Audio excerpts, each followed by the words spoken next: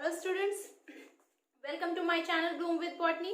Last class में हमने बात कर ली थी all the processes involved in the meiosis, क्यों होता है, कैसे 4 haploid genetically different daughter cells बन जाती हैं। अब हम आज बात करेंगे कैसे उस पर बेस्ड हम न्यूमेरिकल्स करते हैं। उससे पहले कुछ टॉपिक्स हैं, उनके बारे में जान लेते हैं। सबसे पहले सिग्निफिकेंस ऑफ मियोसिस। मियोसिस के होने की वजह, इंपॉर्टेंस क्या है। सबसे पहला, फॉर्मेशन ऑफ गैमीट्स। मैंने आपको बताया था ये सेक्सुअली रिप्रोड्यूसिंग ऑर्गेनिजम्स में होता है, तो उनमें गैमीट बनाने का प्रोसेस इसी के थ्रू होगा। एक बात और समझाई थी कि सेक्सुअल रिप्रोडक्शन ही क्यों होगा, for genetic recombination, that is increasing genetic variability. तीसरा पॉइंट इसका बड़ा इंटरेस्टिंग है। पहला तो हो गया formation of gametes, genetic recombination, increasing genetic variability. तीसरा बहुत इंपॉर्टेंट है, to maintain chromosome number across generations, and it is also termed as paradox. Paradox का मतलब होता है कॉन्ट्राडिक्शन। कैसे ये पैराडॉक्स है, ध्यान से सुनिएगा कि क्यों जरूरी है मियोसिस का होना। क्योंकि सेक्सुअल रिप्रोडक्शन का सबसे इंपॉर्टेंट इवेंट होता है फर्टिलाइजेशन या फ्यूजन। मैंने आपको समझाया था, मान लो जैसे हम डिप्लॉयड है, अगर हमने अपने डिप्लॉयड सेल्स को आधा नहीं किया और हमने 2 डिप्लॉयड सेल्स को फ्यूज कर दिया तो जाइगोट टेट्राप्लॉइड बनेगा ना, 4n। अब या तो आप 4n बनाने के बाद उसे हाफ करो, 2n करो और तब पूरी बॉडी डेवलप करो, नहीं तो पूरी बॉडी 4n हो जाएगी। तो पेरेंट डिप्लॉयड है और प्रोजेनी टेट्राप्लॉइड हो गया, जनरेशन में प्लॉइडी अलग हो गई, वो मेंटेन करना है, to maintain the chromosome number across generation.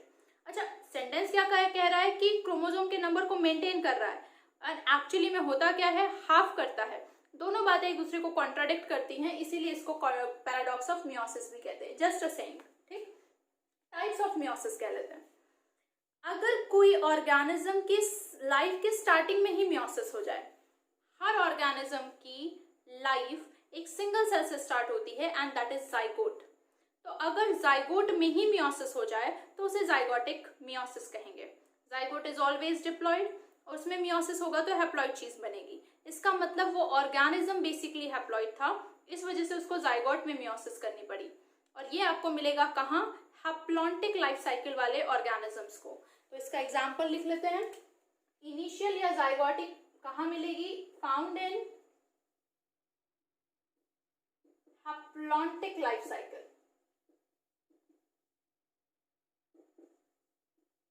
Example fungi, ठीक है। दूसरा देखिए, टर्मिनल और गैमेटिक मियोसिस। किसी भी ऑर्गेनिज्म का रिप्रोडक्टिव फेज उसकी लाइफ में बाद में आता है। पहले वेजिटेटिव ग्रोथ होती है, सोमैटिक ग्रोथ होती है, तो ये टर्मिनल हुआ। तो अगर रिप्रोडक्शन के टाइम पर मियोसिस हो, गैमीट बनाते वक्त, तो वो गैमेटिक मियोसिस कहलाएगी। और ये हमेशा डिप्लॉन्टिक ऑर्गेनिजम्स में होता है, जिनकी डिप्लॉन्टिक लाइफ साइकिल होती है, जैसे हम लोग हैं। तो मोस्ट ऑफ द ऑर्गेनिजम्स में ये मिलेगा टर्मिनल या gametic meiosis. It is found in diplontic life cycle.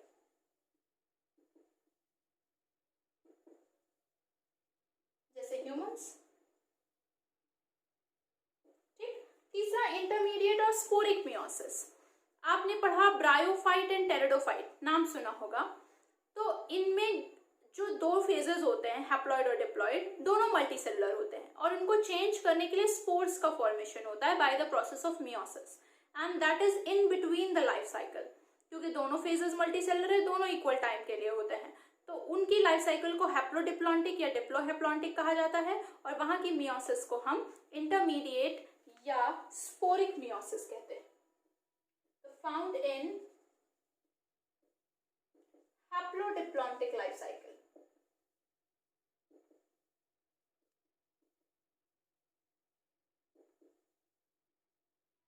Example bryophytes,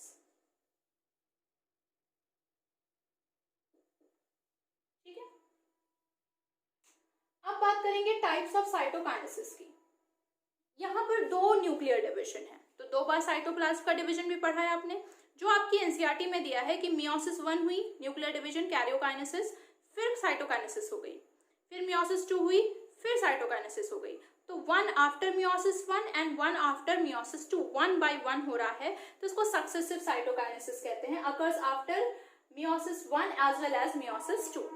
लेकिन कभी कभी क्या होता है कि मियोसिस 1 के बाद साइटोकाइनेसिस नहीं होती, डायरेक्टली होती है लास्ट में after meiosis 2, then it is known as simultaneous. Simultaneous मतलब एक साथ, occurs only once at the end of the meiosis. तो यहाँ मान लो कि ये पेरेंट सेल है, इसने जब मियोसिस 1 कर ली तो इसके अंदर 2 न्यूक्लियस बन गए।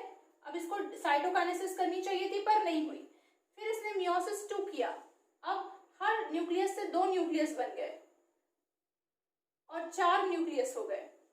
अब ये एक साथ साइटोकाइनेसिस करेगा। अगर मान लो सेल फॉर्मेशन है तो सेल फॉर्मेशन में ऐसा होगा,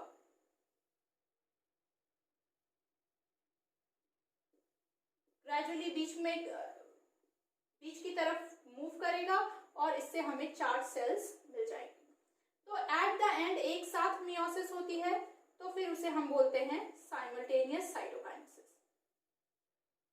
ठीक है, तो 2 तरह की साइटोकाइनेसिस, ये जनरल टर्म्स यूज किए जाते हैं आपके ऑप्शंस में, तो आपको आइडिया होना चाहिए। बाकी these are the significances and now will talk about the very interesting topic, that is how to solve the numericals based on meiosis.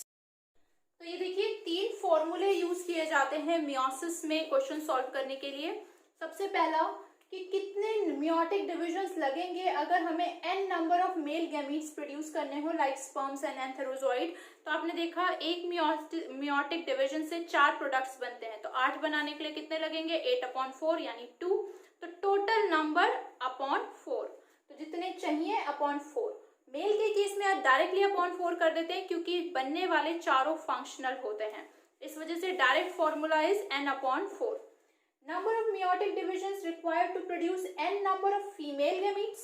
यहाँ पे क्या हो गया n, तो ऐसा नहीं कि यहाँ 4 नहीं बनते, यहाँ भी 4 बनते हैं, पर आउट ऑफ 4 केवल 3 काम के होते हैं, एक आउट ऑफ 4 केवल एक ही काम का होता है, बाकी बचे 3 डीजेनरेट कर जाते हैं। तो हमें तो फंक्शनल से ही मतलब है, तो इस वजह से हम उसको, अगर हमें मान लो कि 2 बनाने तो 2 से 8 बनेंगे, लेकिन हर किसी का 3 और 3 यानी 6 डीजेनरेट हो जाएंगे, 2 ही बचेंगे।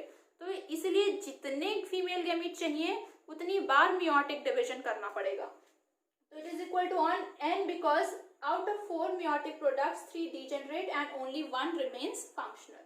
और अब हम बात कर रहे हैं जाइगोट की, जिसे ऊस्पोर कहते हैं, सीड कह सकते हो, एम्ब्रियो कह सकते हो। तो यहाँ भाई जाइगोट बनाने के लिए आपको मेल भी चाहिए, आपको फीमेल भी चाहिए, तो दोनों को ऐड कर दो, n + n/4। तो अब चलिए इन फॉर्मूले को पर बेस्ड कुछ क्वेश्चंस प्रैक्टिस कर लेते हैं। कुछ क्वेश्चंस मैं आपको करके दिखाती हूँ और उसके बाद हम नंबर और कंटेंट ऑफ डीएनए पर भी काम करेंगे। तो चलिए हम सॉल्व करते हैं कुछ क्वेश्चंस। सबसे पहला क्वेश्चन देखिए इधर, determine the number of meiotic divisions required to produce. ये डायरेक्ट फॉर्मूला बेस्ड क्वेश्चंस हैं, सीधे सीधे फॉर्मूले पे रखेंगे।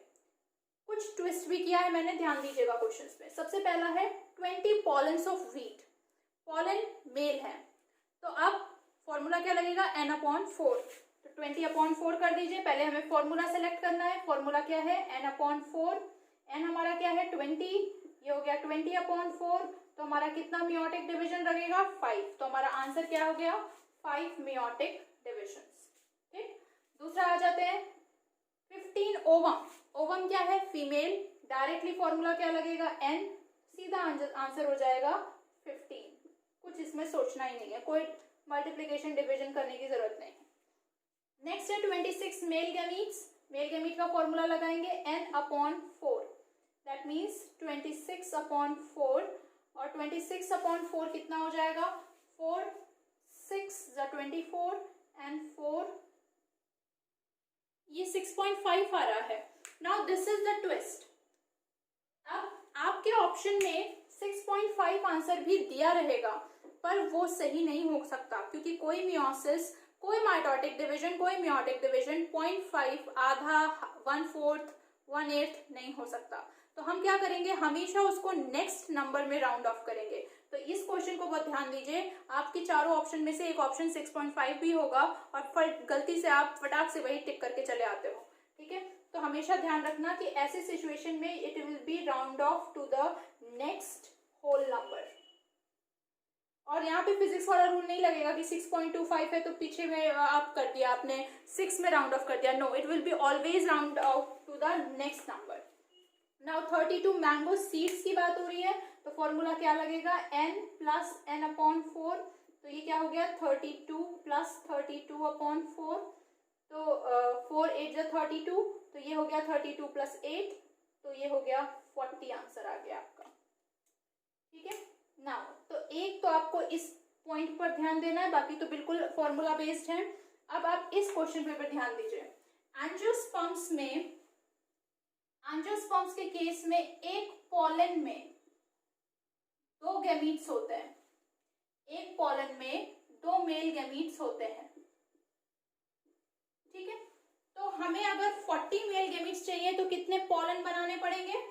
तो अगर एक पॉलन में 2 मेल गैमीट्स होते हैं तो 40 मेल गैमीट्स कितने में होंगे, 20 पॉलन्स में.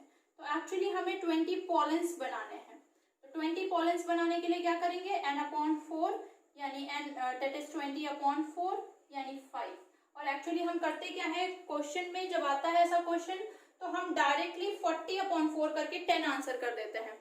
तो हमें ध्यान रखना होगा कि एंजियोस्पर्म में एक पॉलन में 2 मेल गैमीट होता है तो डायरेक्टली 40/4 नहीं करना, क्योंकि आपके चारों ऑप्शंस में से एक ऑप्शन 10 भी दिया होगा. तो ये थोड़ा से ट्विस्टेड क्वेश्चंस हैं, थोड़ा सा दिमाग लगाने की जरूरत पड़ती है. ध्यान रखिएगा इन क्वेश्चंस पर. अब हम थोड़े से ये बाइवेलेंट वाले क्वेश्चंस भी कर लेते हैं, ये बहुत पूछे जाते हैं. पहला एक सिंपलेस्ट क्वेश्चन दिया है मैंने कि अगर किसी सेल में 50 क्रोमोसोम्स हैं तो उसमें कितने बाइवेलेंट टेट्राइड बना सकते हो. हमेशा एक बात ध्यान रखना, बार बार रिपीट कर रही हूँ, बाइवेलेंट टेट्राइड्स का डायरेक्ट मतलब होता है पेयर. पूछ रहा है आपसे तो ये कह रहा है कि 50 क्रोमोसोम में कितने पेयर बना पाओगे. सिंपल आंसर हो गया 25. तो हमेशा हमें क्या ध्यान रखना है, that bivalent tetrads is equal to pair, homologous pair. तो 50 में कितने पेयर बनेंगे, 50/2 दैट इज 25 पेयर्स. ठीक है. अब इसी चीज को जरा इस पे अप्लाई करने की कोशिश करो. इन्होंने कहा कि अगर cell contains 20 chromosome in its gamete, gamete में हमें ध्यान रखना होगा गैमीट कैसा होता है, गैमीट हैप्लॉइड होता है. तो आपको n दिया है और आपको उसके पेरेंट सेल का पूछा है, पेरेंट सेल 2n होता है. तो हमको पहले तो क्रोमोसोम का नंबर डबल करना पड़ेगा. तो 2n में कितना हो गया क्रोमोसोम का नंबर, 40. अब ये कह रहा है अगर आपके पास 40 क्रोमोसोम्स हैं तो बताओ कितने बाइवेलेंट्स बनेंगे. कितने बाइवेलेंट का मतलब पेयर, तो कितने पेयर्स बनेंगे, 20. अब अक्सर बच्चे समझते हैं कि बाइवेलेंट अलग है, टेट्राइड अलग है. No dear, it is with respect to chromosome, it is with respect to chromatid. इन दोनों का मतलब पेयर ही होता है. तो अगर नंबर ऑफ बाइवेलेंट पूछेगा तो भी 20, नंबर ऑफ टेट्राइड्स पूछेगा तो भी 20. और एक चीज क्या ध्यान रखनी है कि इसने यहाँ गैमीट लिखा है तो जल्दी में क्या करते हो, ये गैमीट वर्ड नहीं पढ़ते तो 20 का 10 करके चले आते हो कि 20 क्रोमोसोम में 10 पेयर्स बनेंगे. लेकिन ध्यान क्या रखना है कि 20 गैमीट में है तो पेरेंट में तो उसके डबल होंगे ना. तो इसका पेयर ढूंढना है. 40 में कितने पेयर बनेंगे, 20 बाइवेलेंट्स, 20 टेट्राइड्स. अब ये पूछ रहा है कितने क्रोमोसोम होंगे, तो हमने निकाल ही लिया है 40 क्रोमोसोम्स होंगे. और हर क्रोमोसोम में 2 क्रोमैटिड होती है. हर क्रोमोसोम में 2 क्रोमैटिड है. तो 20 टेट्राइड, टेट्राइड का मतलब होता है 4. ठीक है. तो 20 टेट्राइड मतलब इंटू 4, या कह लो हर क्रोमोसोम में 2 होती है तो 40 इंटू 2. तो 20 इंटू 4 करो 80 आ जाएगा, या 40 इंटू 2 करो 80 आ जाएगा. तो नंबर ऑफ क्रोमैटिड्स कितनी हुई, 80. तो ऐसे क्वेश्चंस बड़े घुमा घुमा के पूछे जाते हैं. इनका ध्यान रखिएगा कि एक टेट्राइड में 2 क्रोमोसोम होते हैं लेकिन 4 क्रोमैटिड होती हैं. लेकिन चाहे आप टेट्राइड के टर्म्स में देखो चाहे आप क्रोमोसोम के टर्म्स में देखो, वो पेयर के बारे में ही बात कर रहा है. भाई इसकी बात कर रहा है, ये एक पेयर है लेकिन क्रोमोसोम के टर्म्स में 2 हैं, लेकिन क्रोमैटिड के टर्म्स में ये 4 है.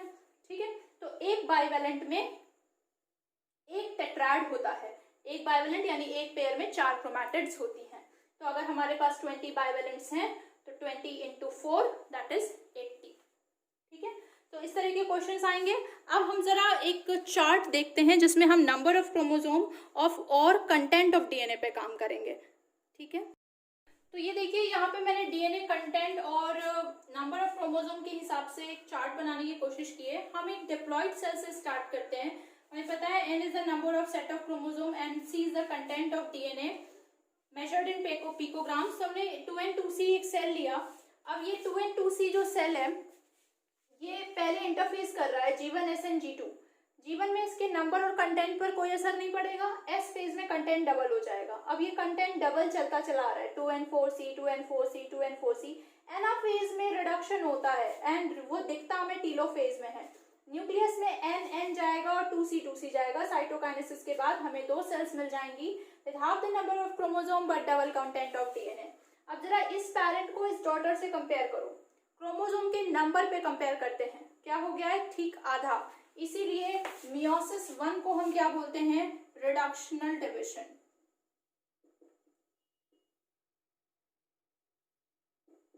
ठीक है। और अब इंटरकाइनेसिस दोबारा तैयारी की इसने, लेकिन कोई डीएनए डुप्लीकेशन नहीं किया। अब हमारे पास 2 पैरेंट सेल्स हैं, प्रोफेज मेटाफेज। एनाफेज में जैसे स्प्लिटिंग हुई नंबर ऑफ क्रोमोसोम्स बढ़ गए और फिर टीलोफेज में हमें 2 न्यूक्लियस मिल गई एंड फाइनली साइटोकाइनेसिस, जिनको हम कहते हैं 4 haploid cell that is meiotic products. अब इसके पैरेंट को इसके डॉटर के साथ कंपेयर करो with respect to chromosome number. क्या हो रहा है, एग्जैक्टली सेम क्रोमोसोम। इसीलिए मियोसिस 2 को क्या कहते हैं, इक्वेशनल डिविजन। ठीक है। अब इस पे एक क्वेश्चन अगर मैं आपसे पूछूं, क्वेश्चन पूछ रही हूं मैं आपसे कि अगर if parent cell has 20 chromosomes and 40 picogram DNA in its G2 stage, then determine the chromosome number and DNA content in its meiotic products। ठीक है, चलिए एक बार ट्राई करने की कोशिश करिए इसको। आपको पहले देखना है कि हमें क्या गिवन है। तो हमें गिवन क्या है, हम इसका सॉल्यूशन देख लें। हमें पैरेंट सेल गिवन है और पैरेंट सेल का G2 स्टेज गिवन है। G2 स्टेज गिवन है ना हमें, तो G2 स्टेज को देखो क्या कंडीशन होते हैं, 2n4c। G2 स्टेज दी है हमें, तो 2n नंबर दिया है हमको 20 और 4c दिया है हमको 40 पिकोग्राम। और हमसे क्या पूछा है, मियोटिक प्रोडक्ट्स। कैसे होते हैं मियोटिक प्रोडक्ट्स, मियोटिक प्रोडक्ट्स कैसे होते हैं, NC।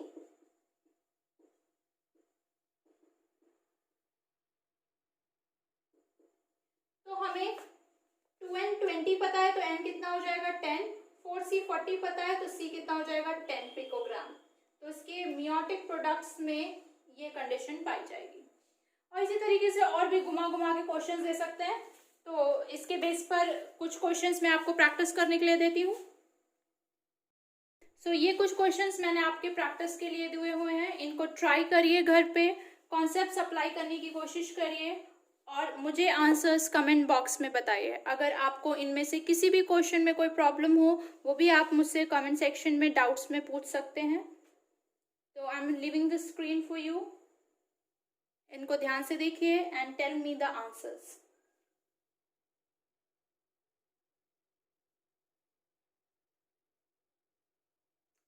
So this is all about this lecture. आज के लेक्चर के लिए इतना ही। जो भी किसी भी तरह का कोई भी छोटा से छोटा आपको लगता है सिली से सिली डाउट है जो आपको नहीं समझ में आया है, please let me know in the comment section. और अगर आपको ये वीडियो समझ में आया है, अच्छा लगा है, तो प्लीज लाइक कीजिए, शेयर कीजिए, सब्सक्राइब कीजिए। Thank you.